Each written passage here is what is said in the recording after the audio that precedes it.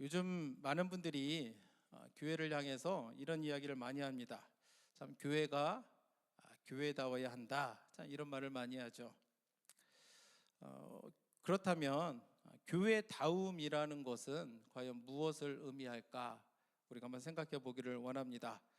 사람들이 교회다워야 된다라고 말할 때는 무엇을 생각하고 기대하면서 이런 말을 할까요? 여러분들이 생각하는 그런 교회의 모습이 있을 거라고 생각합니다. 그런데 우리가 교회답다라고 하는 교회다움을 이해하기 위해서는 우리는 초대교회의 모습을 보면서 우리가 교훈을 얻어야 될 줄로 믿습니다. 우리가 계속해서 사도행전 말씀을 통해서 또 우리가 하나님이 주신 말씀을 우리가 함께 배우고 나누고 있는데, 오순절에 성령이 임하고 그때에 이제 교회가 탄생했다는 것을 우리가 함께 나누었습니다. 예수님의 제자들이 모여서 함께 기도하고 있을 때에 성령이 임하였고, 또 성령이 말하게 하심을 따라서 제자들이 하나님 나라의 큰 일에 대해서 다른 언어로 말하기 시작했습니다.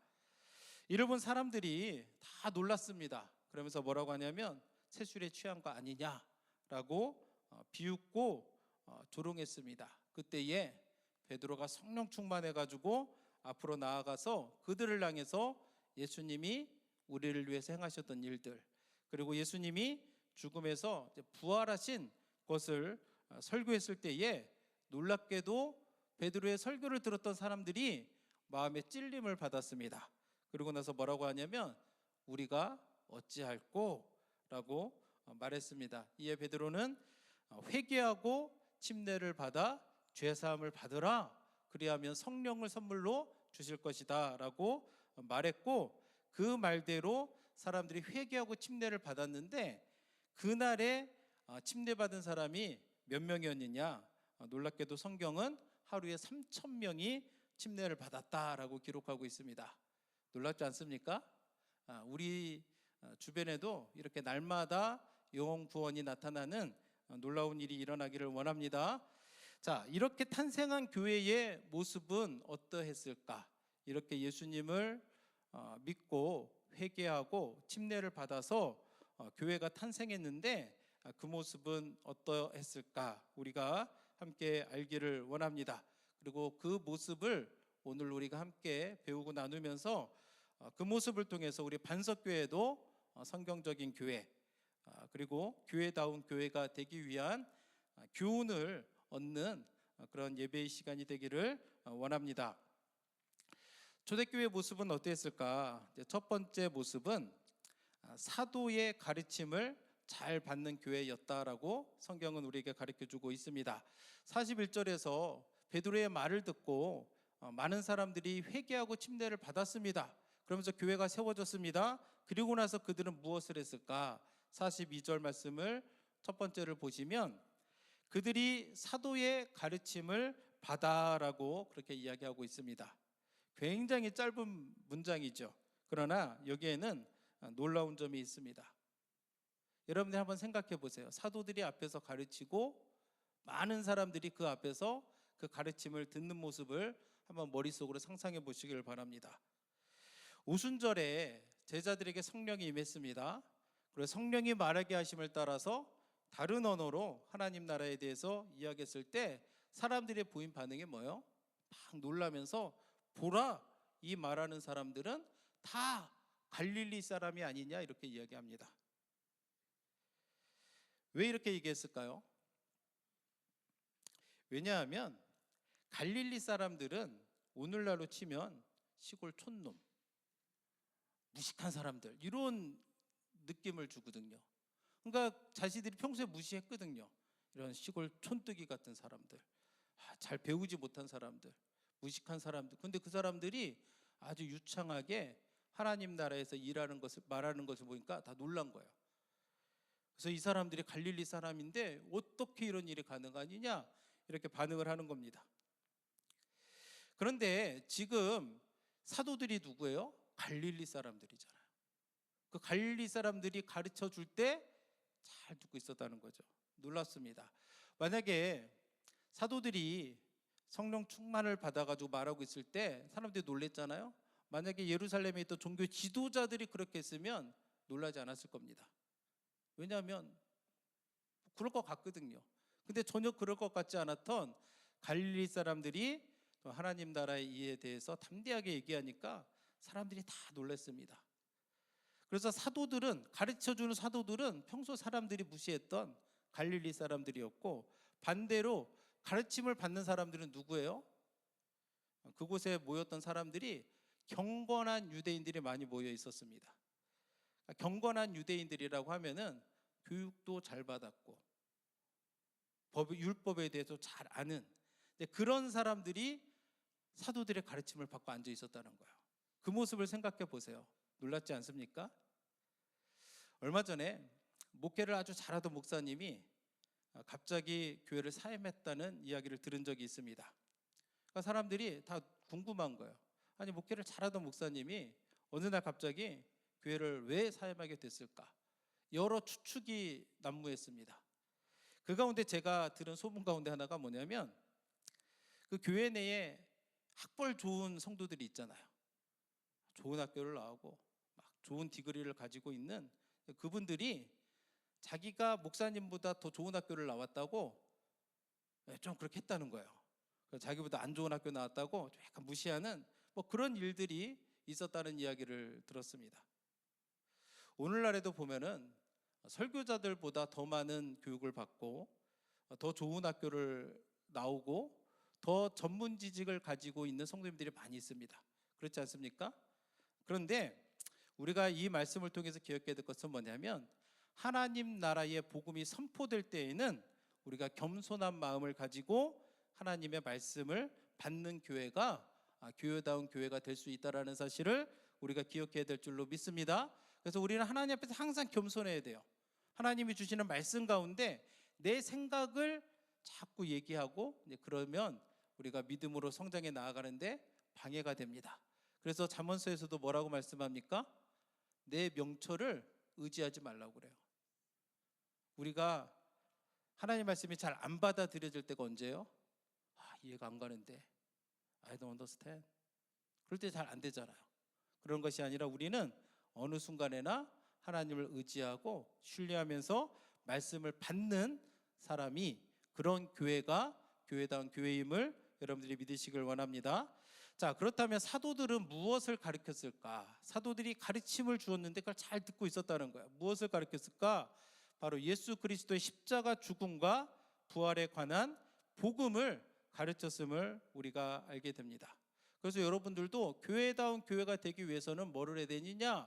하나님의 말씀을 잘 듣고 배우는 일에 우리가 열심을 내야 될 줄로 믿습니다. 아멘. 가끔 이런 분들이 있어요. 목사님, 저 정말 예수님 사랑합니다. 그래서 저는 찬양이 너무 좋아요. 근데 말씀은 별로 관심이 없네요. 이런 분들이 있어요. 이거 정상적이에요? 좀 뭔가 잘못된 것 같아요, 여러분들? 잘못된 거죠. 이 말은 같이 뭐와 같냐면, 저 예수님 정말 사랑하는데 진리에는 관심이 없습니다 라고 말하는 것과 똑같아요. 내가 예수님을 사랑하는데 하나님의 말씀에 관심이 없어요. 말이 돼요, 안 돼요? 안 되잖아요. 그렇기 때문에 우리가 정말로 초대교회의 모습을 닮아서 교회다움을 회복하려면 여러분들이 무엇에 힘써야 되느냐? 하나님의 말씀을 배우는 일에 힘써야 될 줄로 믿습니다. 제가 아까 6월부터 뭐 한다고 그랬죠? 우리 성경 공부, 여호수아, 룻기, 사사기의 말씀을 가지고 시작한대요. 그럼 여러분들이 관심을 가지고 함께 참여하시기를 부탁을 드립니다.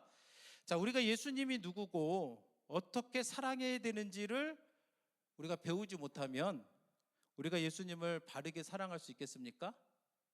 배워야 돼요. 그렇지 않습니까?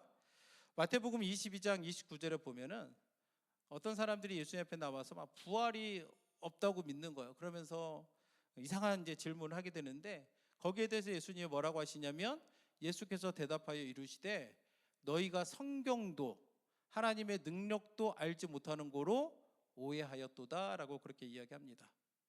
우리가 성경을 모르는데 하나님을 바르게 섬길 수 있겠습니까? 아니잖아요. 그렇기 때문에 교회다운 교회가 되기 위해서는 여러분들이 하나님의 말씀을 배우는데 여러분들이 우선순위를 두고 열심을 내야 될 줄로 믿습니다. 아멘. 예, 오늘날 우리가 사는 세상은 어떤 세상이냐? 사람들이 성경적인 가르침을 용납하지 않는 시대를 우리는 살아가고 있습니다. 사람들이 하나님의 말씀을 마음에 두기 싫어하는 거예요. 그래서 성경에서 죄다라고 얘기해도 아닌 것 같은데 이렇게 말하는 시대를 우리가 살고 있습니다. 베드로의 표현을 빌리자면 오늘날의 세상은 어떤 세대냐? 패역한 시대를 우리가 살아가고 있음을 우리가 기억해야 될 줄로 믿습니다. 이런 세대 속에서 우리 교회가 교회다운 교회로 바로 서려면 우리가 하나님의 말씀을 배우는데 최선을 다할 때 우리 교회가 교회다운 교회로 세워질 줄로 믿습니다. 두 번째, 초대교회는 어떤 모습을 가지고 있었는가? 서로 교제하며 떡을 떼는 교회였다라고 성경은 우리에게 말씀하고 있습니다. 42절을 계속해서 보시면 그들이 사도의 가르침을 받았습니다. 그리고 또 뭐 했느냐? 서로 교제하고 떡을 떼며 라고 말씀하고 있습니다. 그래서 교제를 의미하는 헬라어는 코이노니아. 아마 여러분들 중에 들어본 분이 있을 거라고 생각을 합니다. 이 코이노니아라고 하는 말은 무언가를 누군가와 함께 나누는 것을 의미합니다. 그리고 내가 당신과 함께 참여하겠다라고 하는 뜻을 가지고 있습니다. 그렇다면 초대교회 성도들은 무엇을 나누었을까요? 그리고 어떤 일을 함께 했을까요? 간단하게 말씀드리면 초대교회 성도들은 사랑을 함께 나누고 함께 서로 사랑하는 교회였다라는 것을 우리가 기억해야 될 줄로 믿습니다. 우리는 교회에 있는 성도들이 서로 사랑하는 것이 뭐 당연한 일이지 뭐 그게 뭐 놀라운 일이냐라고 생각할 수도 있을 것입니다. 그런데요, 서로 사랑하는 게 쉬운 일일까요? 어려운 일일까요? 내 마음에 드는 사람, 내가 좋아하는 사람 뭐 사랑하는 거는 별로 어렵지 않죠. 그런데 교회 안에는 그런 사람만 있는 게 아니잖아요.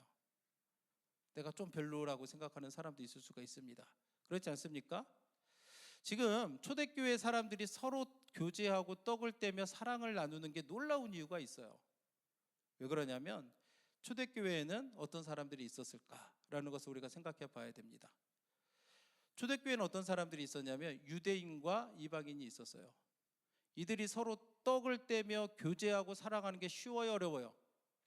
여러분들 생각에 쉬운 일이 아닙니다. 상전이 있었고 종이 있었습니다. 상전과 종이 한 테이블에 앉아서 떡을 떼며 교제하는 게 쉽겠습니까? 어렵겠습니까? 어렵단 말이에요. 이처럼 서로 다른 사람들이 서로 함께할 수 없는 대척점에 있던 사람들이 함께 있었는데 놀랍게도 초대교회는 어떤 교회였는가? 그들이 함께 모여서 사랑 안에서 떡을 떼며 교제하는 공동체였다라는 것을 성경은 우리에게 가르쳐주고 있습니다. 그래서 이거 떡을 뗀다라는 것은 기본적으로는 성찬을 의미하지만 이 성찬이 오늘날 예배 중에 드리는 선창식보다는 좀 더 큰 개념이에요. 그래서 우리가 예배 마치고 뭐 합니까? 저기 식당에 가가지고 함께 밥을 먹잖아요. 여기서 말하는 떡을 떼는 것은 함께 식사하는 것을 의미합니다. 유대인들과 이방인들이 서로 앉아서 식사했다는 거예요. 이게 쉬울까요? 누가복음 15장에 보면 바리새인들과 사두개인들이 막 예수님을 향해서 막 수군수군 거립니다. 말이 좋아서 수군거리는 거지 막 욕했다는 얘기예요. 오늘날로 치면은. 왜 욕했을까요? 왜냐하면 예수님이 세리들과 죄인들과 같이 밥 먹었거든요. 그러니까 막 수군거렸다라고 성경은 이야기하고 있습니다. 이처럼 우리가 서로 교제하고 사랑을 나누는 것이 머릿속으로는 당연하지라고 생각하지만 실제로 우리가 온 성도들이 함께 서로 사랑하고 교제하는 것이 쉽냐? 어렵죠. 그런데 초대교회는 그렇게 했다는 거예요. 우리 교회도 비슷해요. 여러분들이 주변을 둘러보시면 다양한 사람들이 있습니다. 일전에 어떤 분이 저희 교회를 방문하고 저한테 이런 말씀을 하더라고요. 저도 여행을 많이 하면서 가는 곳마다 다양한 교회를 제가 출석해 봤습니다. 그런데 우리 교회처럼 외국 사람들 많은 교회는 처음 봤어요. 그러더라고요. 우리 교회는 굉장히 외국 분들이 많습니다. 그렇죠? 다양한 인종들, 다른 언어, 다른 문화를 가지고 있는 사람들이 많이 있습니다. 이 가운데는 부자도 있고 그렇지 못한 분들도 있을 것입니다. 이렇게 여러 다른 점들이 있지만 그리스도의 복음으로 하나 되는 곳이 바로 교회라는 거예요. 믿으십니까? 그래서 여러분들이 다른 점들이 많이 있지만 우리는 복음으로 하나 될 줄로 믿습니다. 우리 교회가 그런 교회가 되기를 원합니다. 그래서 우리가 함께 서로 사랑을 나누고 함께 서로 교제하고 떡을 떼는 아름 교회가 되도록 여러분들이 함께 노력해 주시기를 부탁을 드립니다. 세 번째, 초대교회의 모습은 어떤 모습이었을까? 기도에 힘쓰는 교회였다라고 성경은 가르쳐주고 있습니다. 42절을 계속해서 보시면 그들이 사도의 가르침을 받아 서로 교제하고 떡을 떼며 오로지 기도하기를 힘쓰니라. 아멘. 초대교회 모습이 이랬다는 거예요. 오순절 성령이 강림하기 전에 제자들이 모여서 기도하고 있었습니다. 그런데 성령이 임했잖아요. 성령이 임했으니까 기도 안 해도 될 것 같은데 이들은 계속해서 기도하고 있었다라는 사실을 우리는 성경을 통해서 알게 됩니다. 교회다운 교회가 어떤 교회냐? 기도하는 교회가 교회다운 교회임을 여러분들이 믿으시길 바랍니다. 가끔 어떤 분들이 있냐면 기도를 열심히 해요. 어떤 제목이 있습니다. 기도 열심히 해요. 근데 하나님이 그것을 응답해 주세요. 그럼 기도를 멈추는 사람들이 있어요. 그러면 안 돼요. 기도 응답을 받으면 우리는 더 열심히 기도하는 사람이 되어야 될 줄로 믿습니다. 예수님도 이 교회를 향해서 뭐라 하냐면 마가복음 11장 17절에 보시면 내 집은 만민이 뭐 하는 곳이에요? 기도하는 집이라고 말씀합니다. 교회는 기도해야 되는 거예요. 성경은 계속해서 뭐라고 말씀해요? 믿는 자들을 향해서 쉬지 말고 기도하라. 데살로니가 5장 17절에 그렇게 말씀하시잖아요. 쉬지 말고 기도하라. 에베소서 6장 18절에서는 뭐라고 얘기하냐면 모든 기도와 간구를 하되 항상 성령 안에서 기도하고 이를 위하여 깨어 구하기를 항상 힘쓰라는 거예요. 내가 급할 때, 내 삶에 문제가 생겼을 때만 기도하라는 게 아니에요. 우리가 어느 순간에나 항상 기도에 힘쓰는 것, 이것이 바로 성도의 삶이고 이런 것이 바로 교회다라고 성경은 우리에게 가르쳐주고 있습니다. 그래서 이 자리에 있는 여러분들도 기도에 힘쓰셔야 돼요. 믿습니까? 그렇다면 초대교회 성도들은 어떻게 기도했을까? 기도에 힘쓰니라 라고 이렇게 이야기합니다. 힘쓰니라 라는 말은 단순히 노력했다라는 말이 아니에요. 힘쓰니라 라고 번역된 헬라어 원문은 끝까지 버티며 매달리는 그런 것을 묘사하고 있습니다. 마치 그 사냥을 하는 맹수가 사냥감을 사냥할 때 어떻게 합니까? 대충 합니까?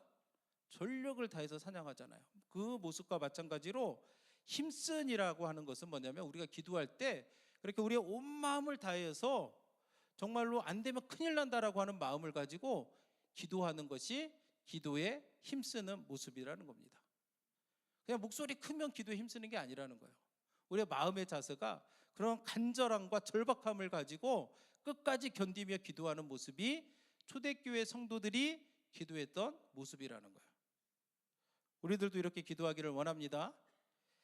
자, 근데 재밌는 게 있는데 뭐냐면 기도에 힘쓰니라라고 있는데 한국말은 그냥 기도라고만 나와 있잖아요. 근데 원문을 보면 이게 복수로 나와 있어요. 기도들로 이렇게 나와 있습니다. 기도들 무슨 의미일까요? 초대교회 성도들은 골방에서 홀로 드리는 개인 기도도 열심히 했지만 함께 모여서 합심으로도 열심히 기도했다는 거예요. 모여서 기도하는 일에 교회가 힘써야 된다는 거예요. 오늘날에는 사람들이 잘 안 모이려고 하는 경향이 있습니다. 근데 지난번에도 제가 말씀드렸죠. 영적인 일에 잘 안 모이려고 그러지 어디 맛집 있다라고 그러면 사람들이 막 바글바글 거려요. 뭐 대기줄이 엄청나요. 우리가 교회가 교회다운 교회가 되기 위해서는 우리들도 어떻게 해야 됩니까? 모이는데 힘써서 합심으로 우리가 뜨겁게 기도하는 교회가 교회다운 교회가 될 교회라는 것을 여러분들이 믿으시고 우리 반석교회도 함께 모여서 뜨겁게 합심으로 기도하는 교회가 되기를 주님의 이름으로 축복합니다. 이 일에 여러분들이 함께 하셔야 돼요. 어떻게 교회다운 교회가 됩니까? 여러분들이 그렇게 할 때 그렇게 되는 거거든요. 믿으십니까? 목사님 혼자 하면 되겠지, 아니라는 거예요. 우리가 함께 동참하고 함께 노력할 때 우리 교회가 그렇게 될 줄로 믿습니다. 자, 네 번째, 초대교회는 어떤 모습이었는가? 나눔이 있는 풍성한 교회였음을 성경은 가르쳐주고 있습니다. 44절과 45절 말씀을 보시면 믿는 사람이 다 함께 있어 모든 물건을 서로 통용하고 또 재산과 소유를 팔아 각 사람의 필요를 따라 나눠주며 라고 성경은 말씀하고 있습니다. 이 말씀을 보면 어떤 사람은 교회가 공산주의냐 이렇게 말하는 분들도 계세요. 교회가 공산주의인가요? 아니죠. 초대교회 성도들은 자신의 것을 아끼지 않고 베풀고 나누는 교회였는데, 이게 공산주의와 다른 점이 뭐냐면 공산주의는 강제로 그렇게 하거든요. 있는 것을 막 빼앗아 가지고 나누는 그런 공동체죠. 그래서 평등하게 하기는 하는데 자발적으로 하는 게 아니라 강제로 억압하고 빼앗아 가지고 나누는 공동체인데, 초대교회는 성도들이 자발적으로 했다는 거예요. 누가 막 그렇게 하라고 한 게 아니라 스스로가 자발적으로 그리고 기쁨으로 그렇게 소유를 나누며 살았다는 겁니다. 물론 이것이 일시적인 일이었던 것으로 보여집니다. 왜냐하면 사도행전 5장에 보면 또 그것으로 인한 부작용, 아나니아 삽비라 이야기가 나오는데, 그래서 오늘날도 우리가 똑같이 해야 된다는 것이 아니라 그 마음의 정신을 본받아서 우리가 내가 할 수 있는 선에서 나누고 베푸는 그 일을 하는 것이 교회다운 교회다라고 성경은 가르쳐주고 있습니다. 그러면 초대교회 성도는 왜 자신의 것을 이렇게 자발적으로 기쁨으로 나누었을까? 왜 그랬을까요? 그 이유는 성령이 임하니까 그들의 가치관, 물질관이 바뀌었기 때문입니다. 우리 아까 찬송했잖아요. 내가 예수 믿고서 나의 모든 것이 다 변했네. 내가 예수님을 믿고 성령이 내 안에 충만하게 되니까 예전에 내가 귀하다고 생각했던 것보다 더 귀한 게 생긴 거예요. 그게 뭐겠습니까? 예수 안에 있는 믿음의 형제 자매들이 더 귀하게 느껴지는 거예요. 그러다 보니까 그들이 내 것을 포기하는 겁니다. 나누는 겁니다. 베푸는 겁니다.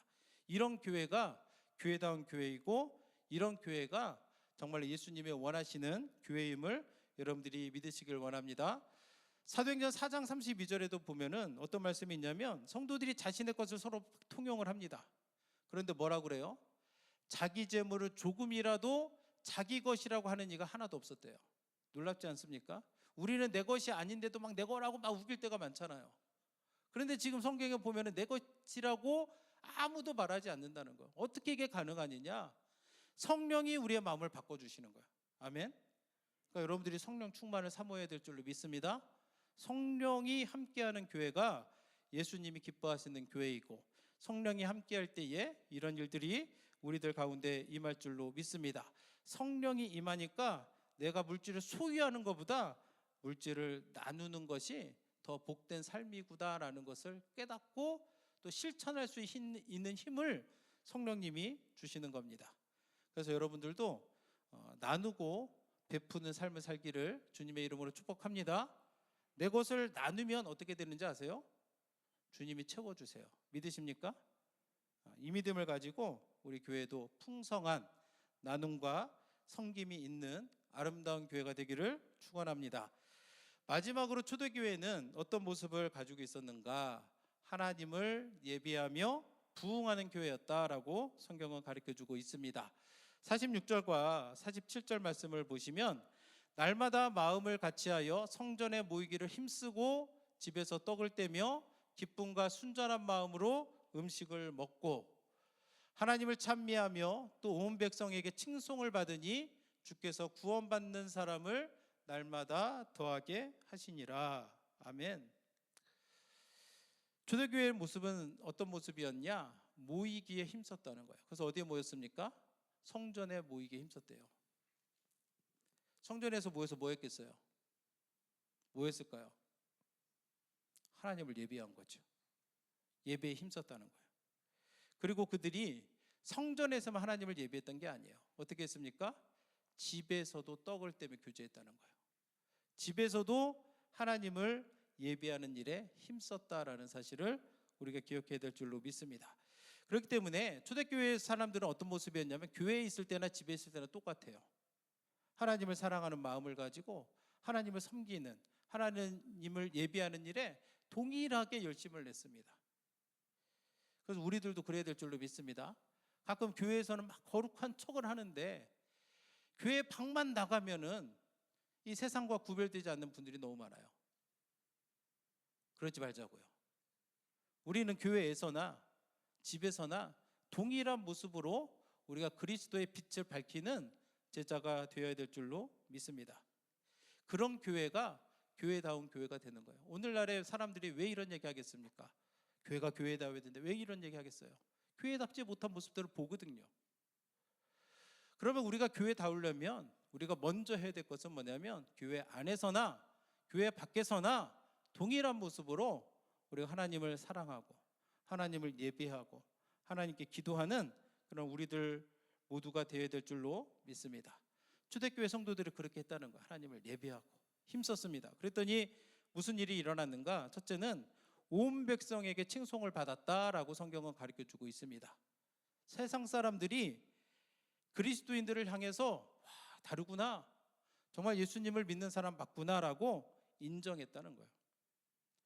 오늘날 어떤 사람들이 있냐면 하나님과 관계는 굉장히 중요시 여깁니다. 그런데 사람들과의 관계를 소홀히 하는 사람들이 있어요. 교회에서는 하나님 막 하면서 막 타협하지 않고 막 목숨을 내어줄 것 같은데 밖에 나가면 조금 더 손해 안 보려고 막 몸부림치는 사람들이 있는데 그러지 말자는 거예요. 우리들은 정말 성숙한 모습으로 나아가려면 교회에서나 집에서나 똑같아야 되고 하나님을 사랑하듯이 내 이웃을 사랑하는 것이 성숙한 사람의 모습이라는 것을 우리가 기억해야 될 줄로 믿습니다. 그래서 여러분들의 그 레퓨테이션 한번 생각해 보세요. 사람들이 나를 뭐라고 하는가? 그거를 항상 신경 쓰셔야 돼요. 그리고 우리가 하나님께 칭찬받기를 원하듯이 다른 사람들, 특히 믿지 않는 사람에게도 인정받는 그리스도인이 되고자 여러분들이 노력하셔야 됩니다. 믿으십니까? 그렇게 하셔야 돼요. 그것이 교회가 교회다워지는 방법임을 우리가 기억해야 될 줄 믿습니다. 맨날 막 그 입으로 주여 하는데 맨날 싸우는 사람들이 있죠. 그러면 안 됩니다. 우리가 똑같이 주님 사랑하는 그 마음을 가지고 세상 사람들을 섬기며 사랑하며 나아가는 것이 성숙한 믿음의 사람인 줄을 여러분들이 믿으시기를 원합니다. 두 번째, 초대교회 성도들이 하나님을 예배하는 일에 힘썼습니다. 어떤 일이 일어났는가? 하나님이 교회에 부흥을 허락하셨다는 거예요. 47절을 보시면 하나님을 찬미하며 또 백성에게 칭송을 받으니 주께서 구원받는 사람을 날마다 더하게 하시니라. 아멘. 이런 은혜가 우리 반석교회에도 나타나기를 주님의 이름으로 축원합니다. 우리 반석교회를 통해서 구원받는 자가 날마다 더해져야 될 줄로 믿습니다. 근데 여기 중요한 그 비밀이 있습니다. 구원받은 사람이 어떻게 날마다 더해졌습니까? 비결이 있잖아요. 비밀이. 이 구원받는 사람이 날마다 더하게 된 그 비결이 뭐예요? 주께서라는 단어를 봐야 돼요. 누가 구원받는 사람을 날마다 더해 주셨어요? 주님이 더해 주셨다라는 것을 우리가 기억해야 될 줄로 믿습니다. 그래서 우리가 저마다 다들 교회가 성장하기를 원하고 부흥하기를 원할 거예요. 어떻게 하면 됩니까? 우리가 하나님을 예배하는 일에 힘쓰면 주님이 우리에게 부흥을 허락해 줄 줄로 믿습니다. 우리가 하나님의 말씀을 배우는 데 힘쓰고 우리가 정말 기도에 힘쓰고 서로 사랑하는 데 힘쓰고 우리가 예배에 힘쓰고 베푸는 삶을 살 때 힘쓰면 어떻게 합니까? 하나님이 구원받는 자를 날마다 더하게 해주신다는 거예요. 믿으십니까? 이게 진짜 부흥인 거예요. 저는 개인적으로 가장 좋아하는 말이 부흥이라는 말을 참 좋아합니다. 부흥이라는 말을 딱 하면은 막 가슴이 뜨거워지는 걸 느껴요. 근데 이 부흥이라는 게 단순히 교회 숫자가 많아지는 것을 의미하지 않습니다. 제가 진정 원하는 것은 뭐냐면 이 자리에는 한 사람 한 사람이 하나님의 말씀을 듣고 여러분들 안에서 말씀이 역사하고 성령이 충만해서 하나님을 뜨겁게 사랑하고 예배하는 이것이 진짜 부흥인 거예요. 믿으십니까? 단순히 숫자가 늘어나는 게 그 부흥이 아니에요.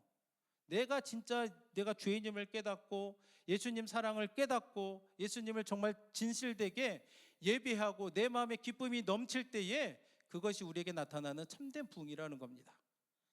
우리 교회에 이런 부흥이 일어나기를 원합니다. 여러분들이 같은 꿈을 꾸고 나아가야 될 줄로 믿습니다.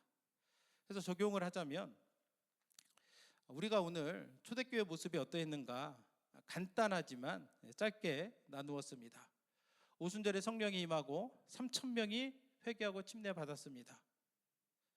교회가 탄생한 날에 3,000명의 영혼이 구원받았다는 거예요. 놀랍지 않습니까? 교회는 그런 곳이 돼야 돼요. 날마다 구원받는 사람의 수가 늘어나는 것. 반면에 이스라엘 백성들이 율법을 받았을 때를 우리가 한번 생각해 보기를 원해요. 모세가 시내산에 올라가서 율법을 받았습니다.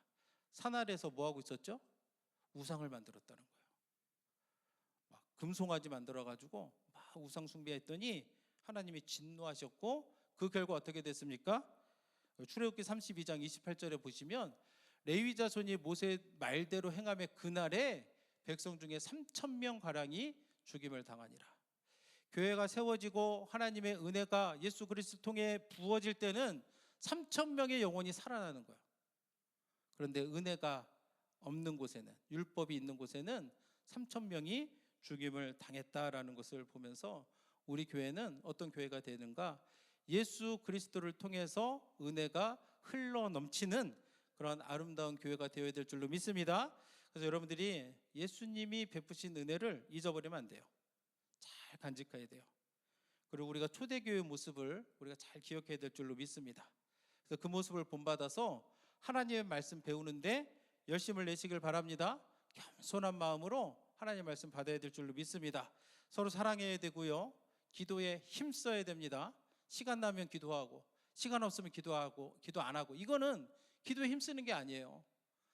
기도에 힘쓰는 것은 바빠도 내 기도의 시간을 포기하지 않는 것, 이것이 기도에 힘쓰는 사람이에요. 아무리 힘들어도 내 기도의 시간, 내 기도의 자리를 지키는 이것이 바로 기도에 힘쓰는 모습이라는 것을 우리가 알아야 됩니다. 그래서 섬기며 나누고 예배에 힘쓰는 반석교회가 되도록 우리 모두가 함께 노력하며 나아가기를 주님의 이름으로 축복합니다. 함께 기도하시겠습니다.